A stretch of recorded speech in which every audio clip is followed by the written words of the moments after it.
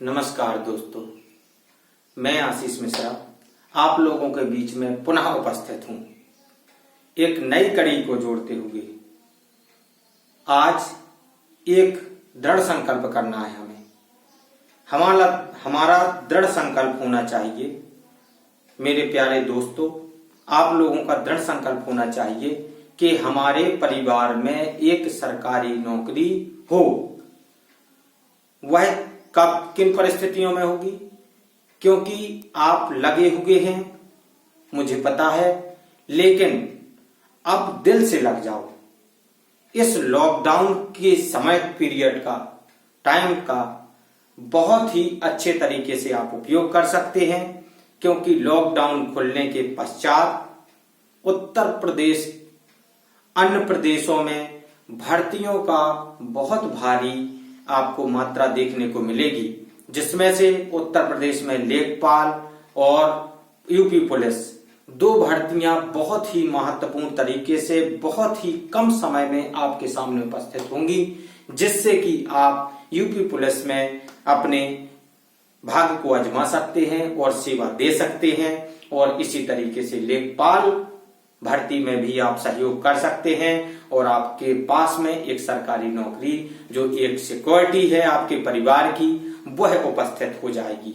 वह लेकिन आपके परिवार में ऐसे नहीं कि आप घर में बैठे रहें और सोचते रहें और हो जाए। इसमें हम प्रयास करेंगे आपके लिए, आपके पास में वह नौकरी हो। पूरी ईमानदारी से जिस तरीके से हम तन मन धन से हर प्रकार से प्रयास करेंगे, उसी तरीके से आप भी प्रयासरत रहिए और बने रहिए हमारे चैनल में, हमारे YouTube चैनल में। एम ऑनलाइन क्लासेस आपका है, आपका सहयोग करेगा। यह परिवार आपके लिए ही कार्य कर रहा है और विगत दिनों से आप लोगों के लिए बहुत ही अच्छे डाटा प्रोवाइड कराएगा, अच्छा मटेरियल आप लोगों के सहयोग के लिए उपलब्ध कराएगा और कम समय में अच्छे सवालों, अच्छे तरीके से पढ़ाई करने के तरीकों, हर विषय की स्टडी आपके बीच में उपस्थित रहेगी। दोस्तों, आप लोग बने रहिए हमारे साथ। इसी के साथ मैं अगली कड़ी को जोड़ते हुए आप लोगों के सामने आज लेकर आया हूं कुछ रीजनिंग का एक अच्छा टॉपिक, जो कि ब्लड रिलेशन यानी रक्त संबंध कहलाता है। चलिए रक्त संबंध के बारे में हम जानकारी लेते हैं। कुछ रक्त संबंध से जोड़ते हुए, आपको कड़ियों से जोड़ते हुए प्रश्नों की ओर, सरल से कठिन की ओर लेकर चलते हैं। अभी तक हम रक्त संबंध में अपने संबंधों में मामा, पिता, पुत्र, भाई, बहन, माता और फूफा, अन्य रिलेशन जानते होंगे, दादा। लेकिन अब उन संबंधों को एक घुमावदार तरीके से, कि हम आपसे किसी तरीके से पूछें कि फलाने व्यक्ति का वह कौन होगा, इसमें दो प्रकार से प्रश्न पूछे जाएंगे, जिसमें आपको दो प्रकार से, एक में सिंबॉलिक तरीका होगा और एक में एक व्यक्ति के विशेष के नाम को बताते हुए संबंध को स्थापित करने की प्रक्रिया शुरू की जाएगी। आप लोग इसी में बने रहिए और चलते हैं। चलिए इसी के क्रम में आते हैं हम रक्त संबंध में।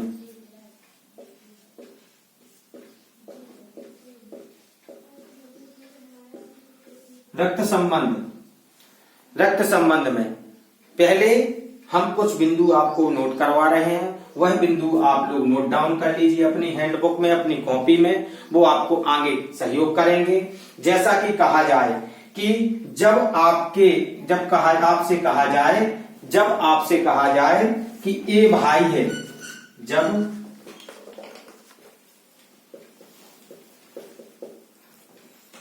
आपसे कहा जाए ए भाई है बी का, जब आपसे कहा जाए ए भाई है बी का, तो उसका संबंध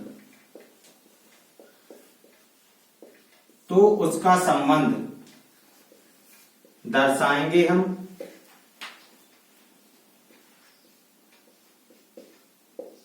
उसका संबंध हम दर्शाएंगे।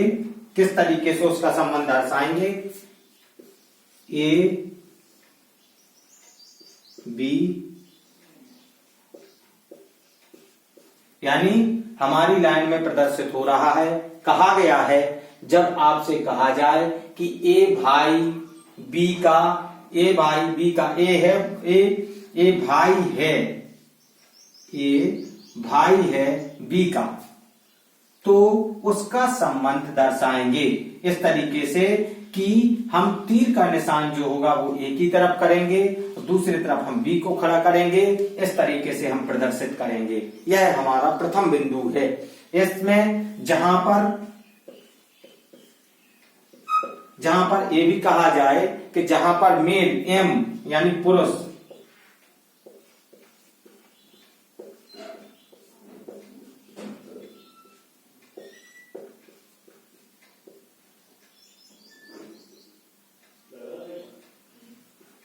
यानी मेल, यानी उसमें मेल है क्योंकि ये भाई है, ये भाई है, तो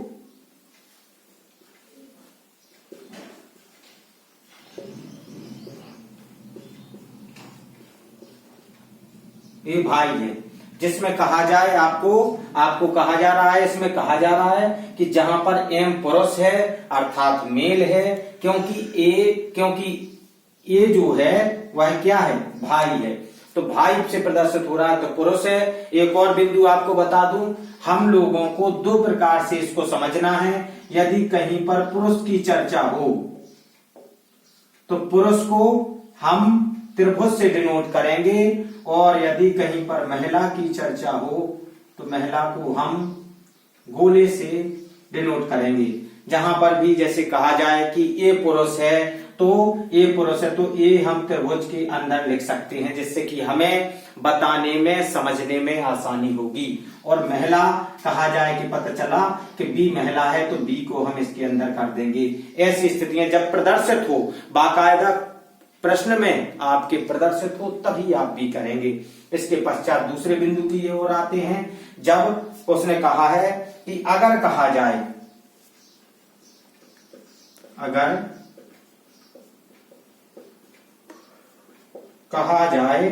कि ए बहन है, अगर कहा जाए कि ए बहन है बी की,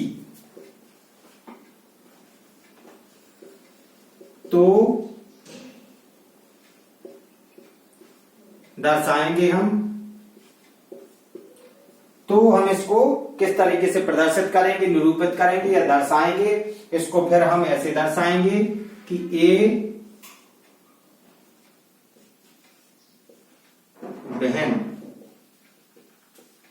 ए जो है वो बहन है बी की। इस तरीके से हम इस तीर के माध्यम से दर्शाएंगे कि तीर का निशान हमारा ए की ओर होगा, जिससे हमें पता चलेगा कि ए जो है वह हमारी बहन है। ठीक है। इसके पश्चात अगले बिंदु, इसमें एक और चीज, जहां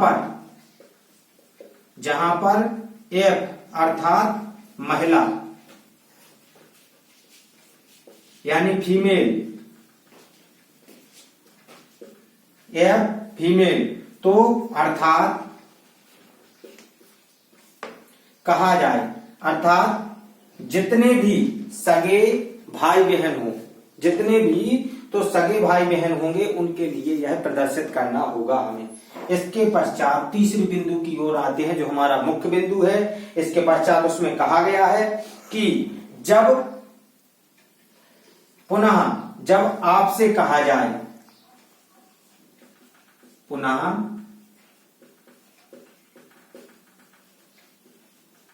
आपसे कहा जाए कि ए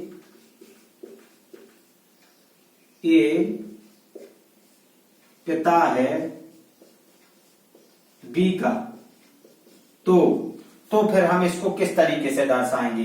ए पिता है बी का, तो बी नीचे आएगा और तीर का निशान खड़ा होगा ऊपर की ओर और ए ऊपर आ जाएगा। इस जगह पर यहाँ पर ये पिता कहलाएगा, ये पुत्र या पुत्री होगी जो भी होगा। अभी क्योंकि हमें उसका लिंग निर्धारित नहीं है, लेकिन ए का लिंग निर्धारित है क्योंकि उसमें पिता कहा गया है। तो पिता से तात्पर्य है वह पुरुष है। तो इसको हम त्रिभुज में भी लिख सकते थे, इसको हम त्रिभुज में भी लिख करके प्रदर्शित कर सकते थे। यहाँ पर बहन कहा गया है तो इसको हम गोले में प्रदर्शित कर सकते थे।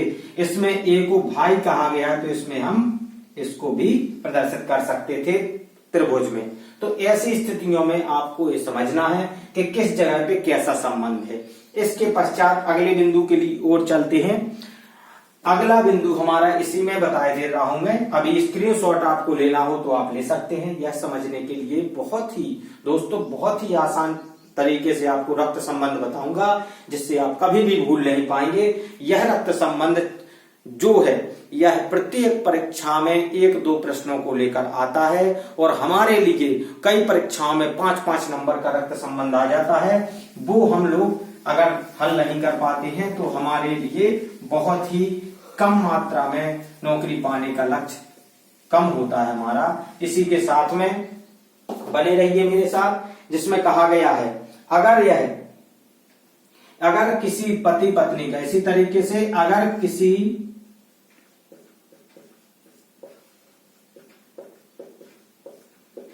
पति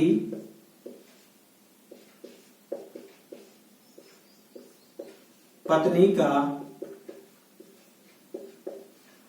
अगर किसी पति पत्नी का संबंध यदि हमें प्रदर्शित करना हो तो हम किस तरीके से इसमें करेंगे। उसमें हम कहेंगे, अगर उसने कहा है कि पति अर्थात ए कोष्टक में, पत्नी अर्थात बी है, तो एक जगह पर ए को लिख देंगे, एक जगह पर बी को लिख देंगे। बी को हम गोले में कर सकते हैं, ए को हम त्रिभुज के अंदर कर सकते हैं। इस तरीके से भी हम प्रदर्शित कर सकते हैं। यह बहुत ही महत्वपूर्ण आप लोगों को जानकारी दी जा रही है। चलिए इसी के क्रम में हम आपके अब कुछ प्रश्नों को लेकर चलते हैं। प्रश्न आपके सामने आएंगे।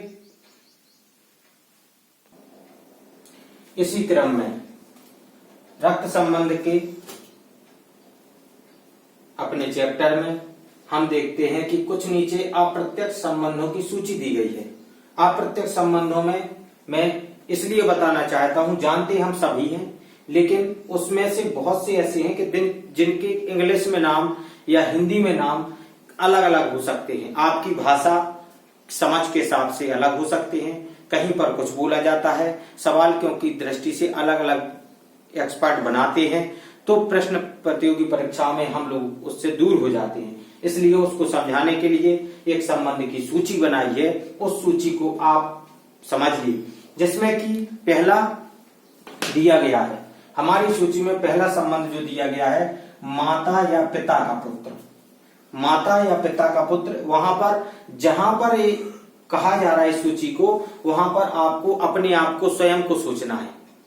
आपको स्वयं को अपने को सोचना है स्वयं को कि मैं वहां पर होता तो मेरा वह कौन होता, ये सोच करके।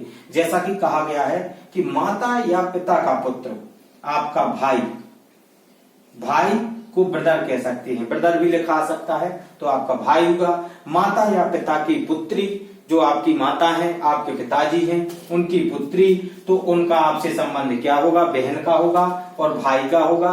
तो बहन को सिस्टर कहेंगे और ब्रदर कहेंगे भाई को। इसके बाद हम चलते हैं भाई के यदि पिता, भाई के पिता को हम और सब लोग जानते हैं कि चाचा होते हैं, जिनको हम अंकल भी कह सकते हैं। और भाई माता का भाई, यदि पिता का भाई है तो उसको हम चाचा कहेंगे, यदि माता का भाई है तो हम उन्हें मामा कहते हैं, अर्थात मैट्रिनल अंकल ये कहलाएंगे, हमारे मैट्रिनल अंकल कहलाएंगे। मातृपक्ष और पितृपक्ष एक किस्म से कहा जाए तो माता के पक्ष के, और ऐसा भी लिखा आ सकता है मैट्रिनल अंकल, क्योंकि कई जगह पर सवालों में ऐसा भी लिखा मिलेगा, आपको आगे दूंगा भी ऐसा। एक आते हैं पिता की बहन। पिता की बहन हमारी बुआ कहलाती है। कई जगह पर फूगा भी लिखा मिलेगा आपको, और कई जगह पर आंट भी लिखा मिलेगा, यानी आंटी। तो आप आंटी पढ़ते हैं या आंट, इसको आंट भी बोल सकते हैं, यह सही है। इसके बाद आते हैं माता की बहन। तो माता की बहन को हम समझते हैं कि मौसी, यह हमारी मौसी होंगे। इसके बाद अब यदि आता है कि माता की बहन तो मौसी हो गया है हमारा। फिर पिता के पिता, पिता के पिता अर्थात दादा, हमारे दादा होंगे जो ग्रैंडफादर कहे जाते हैं। इसके बाद माता के पिता, माता के पिता को हम क्या कहेंगे, तो माता के पिता को भी हम नाना कहेंगे और उन्हें इंग्लिश में ग्रैंडफादर ही कहा जाएगा। तो ऐसा भी यहाँ पर भी ग्रैंडफादर, यहाँ पर भी ग्रैंडफादर, दोनों को कहा जा सकता है। कई जगह पर आपको कंफ्यूज नहीं होना है। अगर ग्रैंडफादर मिलता है तो ग्रैंडफादर में दोनों दृष्टियों से देखना है कि हमारे पिता के पिता भी हो सकते हैं और माता के पिता भी हो सकते हैं। इसके पश्चात आते हैं अगले पॉइंट की ओर। पिता की माता, पिता की माता होंगी तो ग्रैंड मदर होंगी अर्थात दादी होंगी हमारी। इसके बाद माता की माता, माता की माता में नानी होंगी जो कि ग्रैंड मदर होंगी। दोनों जगह पर ग्रैंड मदर और ग्रैंड फादर सेम ही होंगे। इसके पश्चात अगले बिंदु की ओर चलते हैं। अगला बिंदु हमारा दिया गया है माता के दादा के पिता। यदि दादा हमारे हैं और दादा के पिता, दादा के पिता के साथ संबंध पूछा जाता है तो वह हमारे परदादा कहलाएंगे। पूर्वज, परनीच पूर्वज जो हमारे परदादा हैं उनको ग्रेट ग्रैंडफादर कहते हैं। ग्रेट ग्रैंडफादर यानी कि हमारे ग्रेट ग्रैंडफादर में ग्रेट और जुड़ जाएगा। इसके बाद दादा की यदि माता आता है तो वह हमारी परदादी कहलाएंगी, जिसमें ग्रेट ग्रैंड मदर भी लिखा आ सकता है आपको सवालों में। इसके पश्चात देखते हैं कि पुत्र की पत्नी।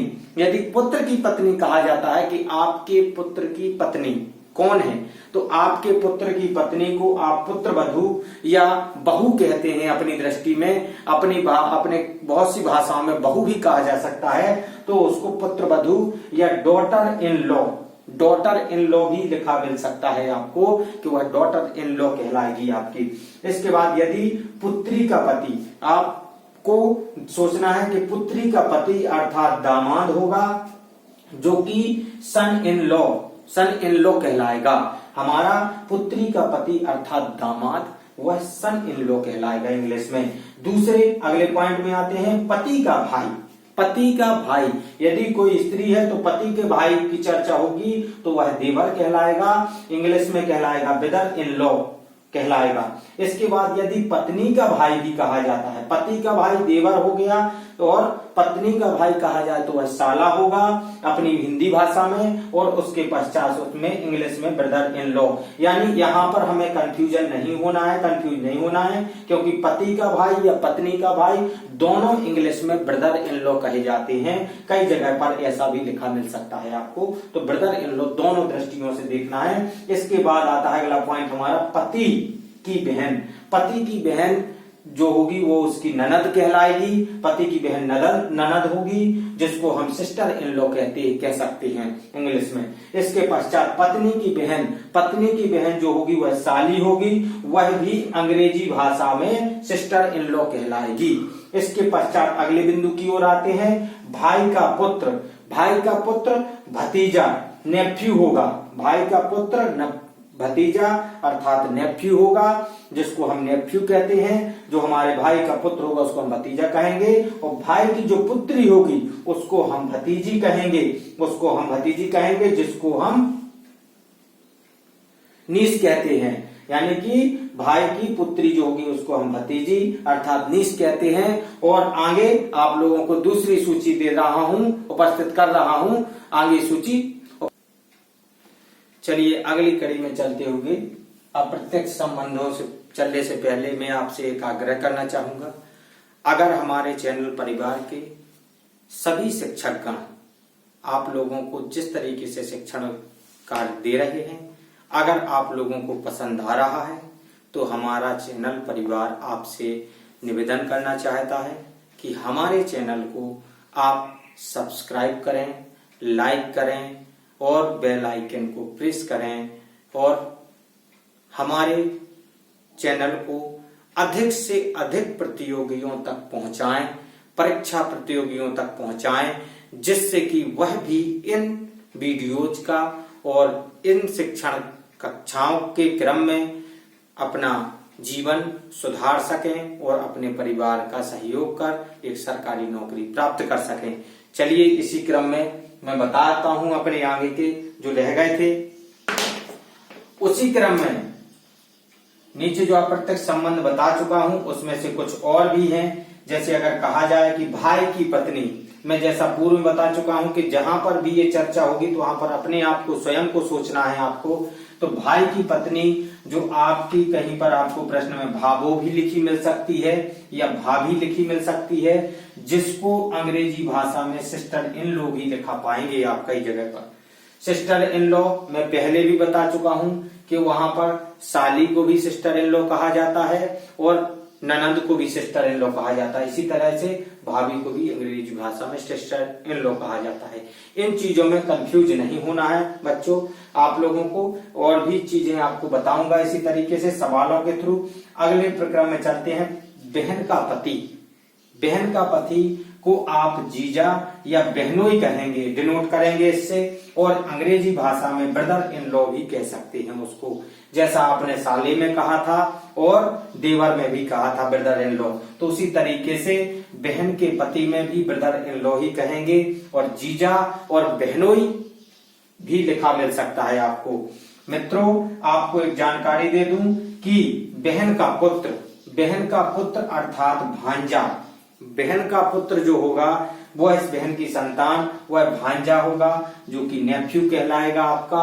आप यदि बहन की पुत्री है कोई, तो बहन की पुत्री को आप हिंदी भाषा में भांजी कहते हैं, हमारी भाषा में भांजी कहा जाता है, और उसको नीस भी कह सकते हैं अंग्रेजी भाषा में।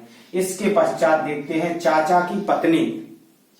चाचा की पत्नी आप लोग स्वयं जानते हैं चाची होती है, जिसको आप आंट भी कह सकते हैं, आंटी भी लिखा मिल सकता है आपको कई जगह पर। इसके पश्चात आप देखते हैं कि मामा की पत्नी की चर्चा हो तो मामा की पत्नी को आप मामी कहेंगे, और वहां पर भी आंट लिखा मिल सकता है। देखिए मैं पहले ही बता चुका हूं कि चाचा की पत्नी में आंट है और मामा की पत्नी में भी आंट है। इसके बाद आगे बढ़ते, और बुआ में भी आंट है, मैं पूर्व में बता चुका हूं। मौसी में भी आंट है, जिस सभी जगह पर इंग्लिश में का शब्द में आंट यानी आंटी लिखा मिल सकता है, आपको कंफ्यूज नहीं होना है। इसी के क्रम में अगले कड़ी में आते हैं। इसमें दिया गया है चाचा या चाची, चाचा चाची का पुत्र या पुत्री लिखा मिलता है आपको, कहीं पर चाची का पुत्र या चाची की पुत्री या चाचा का पुत्र चाची की पुत्री लिखा मिल सकता है। तो वहां पर चचेरा भाई कहलाएगा वह आपका, और चचेरी बहन, और इसको कजन अंग्रेजी भाषा में भी लिखा मिल सकता है आपको आंसर में कि कजन है। तो कजन की जगह पर कंफ्यूज नहीं होना है कि कजन मिला हमें चचेरी बहन मिला ही नहीं, तो कजन को ही आप चचेरी बहन या चचेरा भाई कहेंगे। इसके पश्चात ऐसा ही दिया गया है मामा या मामी का पुत्र। तो मामा या मामी के पुत्र को आपको बता दूं दोस्तों, मामा या मामी के पुत्र को भी ममेरा भाई या ममेरी बहन अर्थात कजन कहते हैं।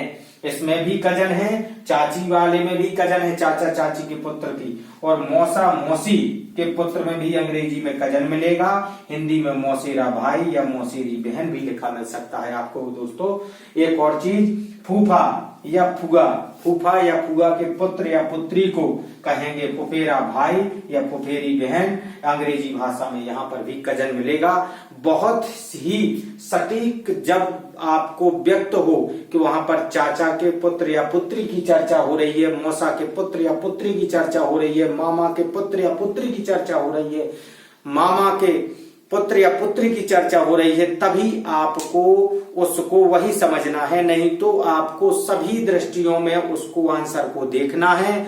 और कई जगह पर आपको ये चचेरी बहन चचेरे भाई, मौसेरी बहन मौसेरी भाई, फुफेरी बहन फुफेरा भाई और ममेरी बहन ममेरा भाई नहीं लिखा मिलेगा, कजन लिखा मिलेगा।